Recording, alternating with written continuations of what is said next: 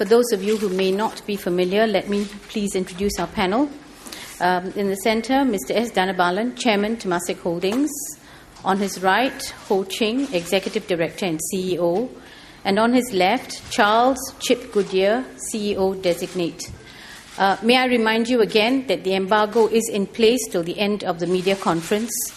So if you would respect that, it's important that you do, to be fair to your colleagues. I'll now ask Mr. Dhanabalan to make a few opening remarks. Thank you, Meena. Good afternoon, ladies and gentlemen of the media. Thank you for coming here this afternoon. You've all been given the press release, and I'm sure you've read the announcement. I'd just like to take a few minutes to share my thoughts on our leadership transition. The Temasek board, including Ho Ching, has been engaged on the issue of CEO succession since early 2005. And this involves an annual review of both external and internal candidates, as well as Singaporeans and non-Singaporeans, over various time horizons. This, we believe, is one of the most critical responsibilities of any board or any CEO. We first identified Charles Goodyear, we call him Chip, as a potential CEO for Temasek in 2007. The availability of a very qualified and suitable candidate triggered the board and Ho Ching to consider a change of leadership in Temasek. Since then, Ho Ching and the board have been engaged in due diligence and in trying to attract Chip to join Temasek as Ho Ching's successor. When we started this process in 2007, the economic environment was still positive. As you all know, towards the end of last year, it became clear that we had entered a period that was going to be a tough one in terms of the overall risk environment and the impact on our results. Naturally, the board reviewed and debated whether it should proceed with a change of CEO. We assess that we are comparatively in a good position to weather the downturn and come out stronger as the global economy recovers. On balance, our balance sheet remains strong. We have every opportunity to strengthen our portfolio over the next couple of years. And we also have a very well-rounded and experienced management team which has operated as a team and not as a one-man show or perhaps one-woman show. There's always a risk, of course, in changing management or changing leadership when there is a leader and a team which are exceptionally good. On the one hand, the board continues to have full confidence in Ho Ching and the management team. On the other hand, Chip would add depth and strength to the team as a whole. The team in Temasek has already embarked on a different stance since mid-2007 and has begun to review its long-term plans under various scenarios prompted by the current economic downturn. The board is of the view that if we are to bring in new leadership, it will be as good a time as any to involve a new leader in this review process. The board came to a conclusion after considering all aspects that it is the right decision to proceed with the change in the long-term interest of Temasek. Under Ho Ching and her leadership, our mission, our values and our strategic directions have been defined. Temasek has grown into an institution sitting on a foundation of strong and diverse international talent and firmly anchored to sound commercial principles and value creation for shareholders. Since 2002, we have evolved from being a Singapore-centric investor to an Asian investor and now an international investor.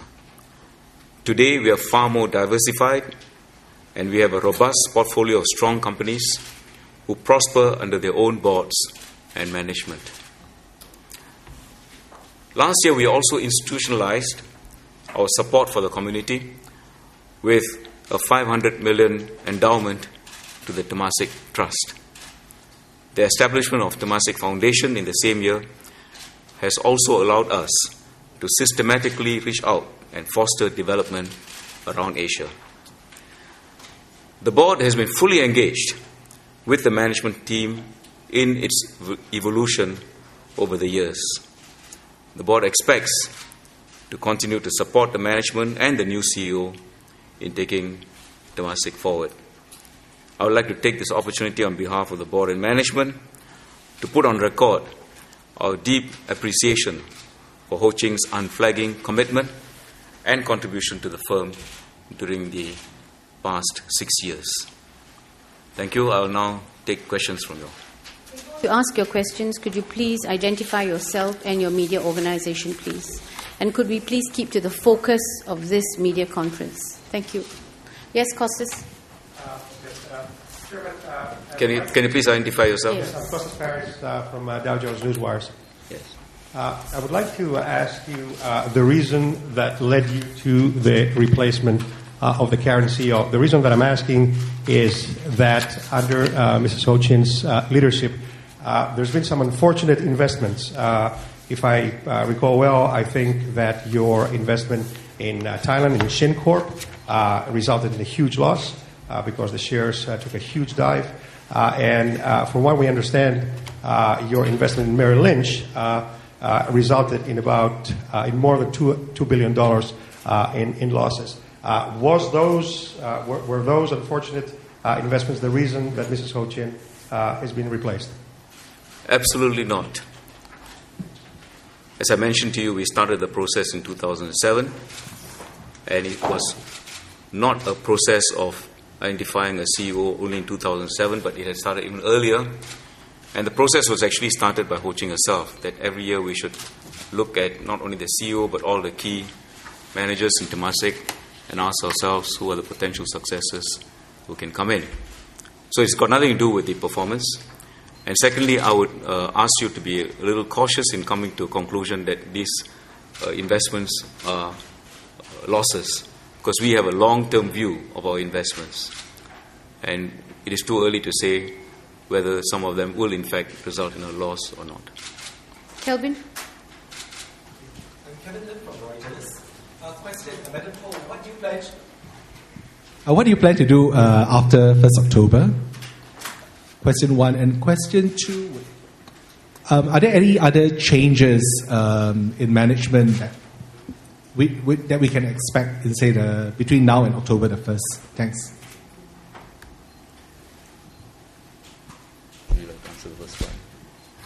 That's very difficult. I think I'll decide after October as to your first question. As to the second question, I think we are continually building up our team. And this is part of the evolution as we position ourselves forward. But clearly, in going forward with Chip on board as the CEO-designate, I'll be working very closely with him and the rest of the management team. Whatever changes that come will probably be an evolution and a result of what we think we want to do and what he thinks going forward the emphasis of the organization will be. John? Yeah, John Burton, Financial Times. I'll address this to Madam Ho as well. What prompted you to begin this annual process of reviewing future leadership in 2007, which was about 4 years after you took office here? And I'm also interested in the statement that the chairman made here that the team has already embarked on a different stance since mid-2007. What do you mean by a different stance? Is that a review, maybe a change in terms of your investment strategy or where you want to focus your investments in the future? Can I take that? First of all, as I mentioned, one of the key functions of a board, a critical function of a board and incumbent CEO is to always think in terms of who are the potential successors. So this process started in 2005 and it's been going on. It was in 2007 that we identified Chip as a good potential successor. So that's follows from what we consider as a very critical function of a board. What the second question was? What was the second question?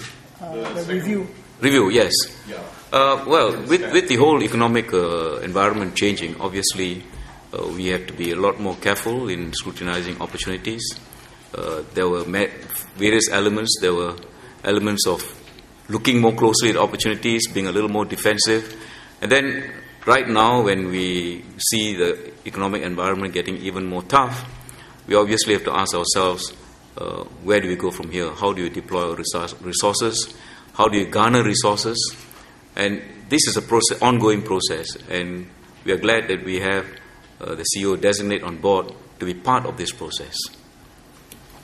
Could we have some questions from the... Sorry. Can I just add to it?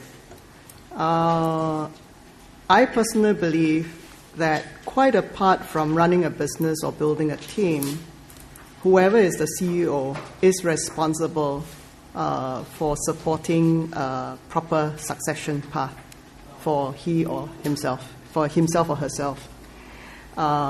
And clearly the CEO should work with the board through this process. And this is a process that we have done and we have started in 2005. It's not a new process. If you look around in some of the portfolio companies, they have similar processes in place. And this is very much a culture of governance and a culture of professional management where we are responsible not just to the present generation of the management and stakeholders, but also to the future generation. So I think this process of succession, as much as possible, we try to formalize it. We try to take egos out of it. We try to take the individual out of it and work at it as openly as we can and as open-mindedly as we can. And this is a process that has happened. As to the review, in 2004, we had exactly the same sort of review where we looked at the environment and said the environment was changing and therefore what is the posture of Temasek going forward. And most of you who have been following our publications and our Temasek reviews in the past will know that we are looking at a posture where we were moving from a very much from a Singapore-centric portfolio to one where we were looking at 1/3 Singapore underlying exposure, 1/3 underlying exposure to rest of Asia, and 1/3 in the OECD economies. Over the last 2 years, even before the crisis, we have been looking at this posture and asking ourselves, as Asia evolves, should we emphasize more on Asia? Should we emphasize more on OECD? Or should we also open an avenue to other economies? As you know, we have just this year opened offices in Brazil as well as Mexico. And this is very much part of the evolution of thinking of how we should position ourselves internationally, globally.